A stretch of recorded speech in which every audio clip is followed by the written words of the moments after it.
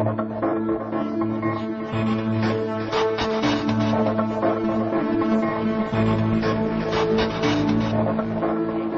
no such thing as a bad drug, right? Because a drug is just a drug. It's a substance with certain properties. It has no moral qualities. The only thing that has moral qualities is human behavior. And there is lots of bad human behavior with respect to drugs. And there's lots of bad human behavior with respect to all kinds of things, and good human behavior too. I mean, again, this comes back to the context. So the whole war on drugs idea and the idea, it has nothing to do with protecting people from toxic substances. If that were the purpose of the war on drugs, tobacco and alcohol, would be prohibited tomorrow. And yet, the structure of the law, not that prohibition would do any good, and I'm not advocating that, right? But if that were really the agenda for drug control, they would say, well, these are clearly the most harmful drugs. These are the ones that are killing the most people, so they should be strictly regulated.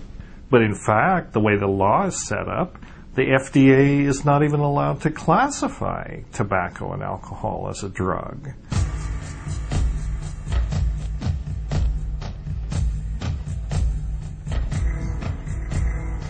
There are these science fiction cliches like there is some knowledge man should not know. So probably there are probably horrible things like huge devils or that places where you shouldn't go. Viruses that would kill all life on Earth, or huge like things that make the atomic bomb. These terrible things.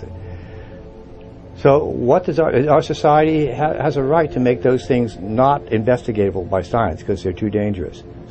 So our society decides that among those things is marijuana.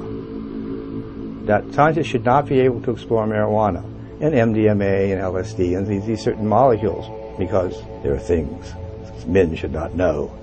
And I think as a scientist, that's laughable. And as I often like to say, I got my degree in nuclear physics, and I like to say, if they trusted me with plutonium, why not LSD? My gosh. So this makes no sense. So okay, if the war on drugs is not about protecting people from harmful substances, what is it about? Why are all these substances illegal? It's about control. And ultimately it's about control of what people can think.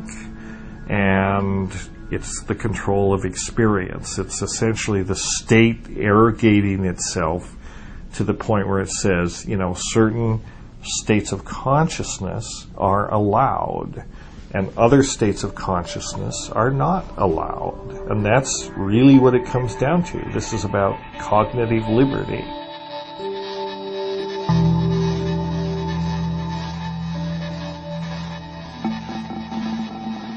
There are these, plants that have these molecules that humans may have used for thousands of years, that produce visions and so on, and are often considered to be healing. In our cultures, we've demonized some of these substances and made them illegal, which I would consider to be unfortunate.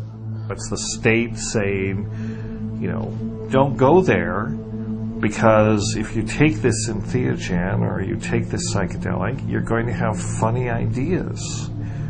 And funny ideas are very dangerous, especially if they don't fit in with, what we're saying should be, kind of the accepted cultural zeitgeist. So that's the danger of psychedelics, is they actually cause people to question the cultural paradigms and say, well, maybe this is not consistent with, maybe the revelations of psychedelics are not consistent with what Hollywood and Wall Street and the government and Main Street and, religions and all these institutions are dishing out. So the war on drugs is really a war on consciousness and who's allowed to think what.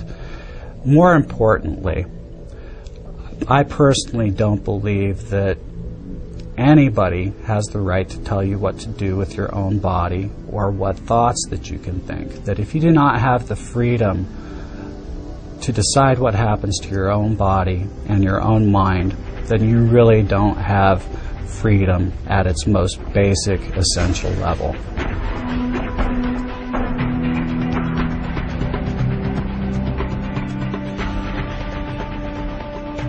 You know, I think it's really ridiculous that they won't allow terminal cancer patients to take whatever fucking drug they want. I mean, you can't argue it's going to be, if you're going to die anyway, why can't you take any drug you like? And the extension of that is, once you pass a certain age, I don't know quite what that age should be, you should be able to do anything you fucking want to your body without being prosecuted. So scientists and old people should have free access to any drugs they want. I think I qualify in both counts.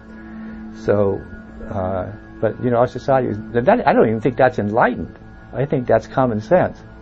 An enlightened society would take a look at these drugs objectively and say which ones can help, promote, and do we want a society based on alcohol and cocaine, or do you want a society based on LSD, MDMA, ayahuasca? Which of the drugs we're going to promote? And our society's picked, for some reason, the absolute worst drugs to make as its standards.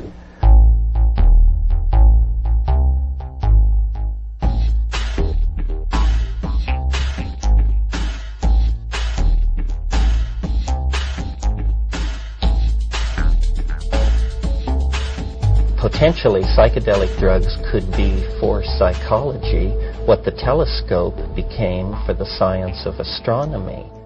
In the right set and setting, with the right kind of psychotherapy support or religious support or whatever the context of the support is, and most importantly, what the person's intention is when they take it. If they're an addict or an alcoholic, they can take ayahuasca, they can take peyote, they can take these substances, and it will definitely help them to get over that.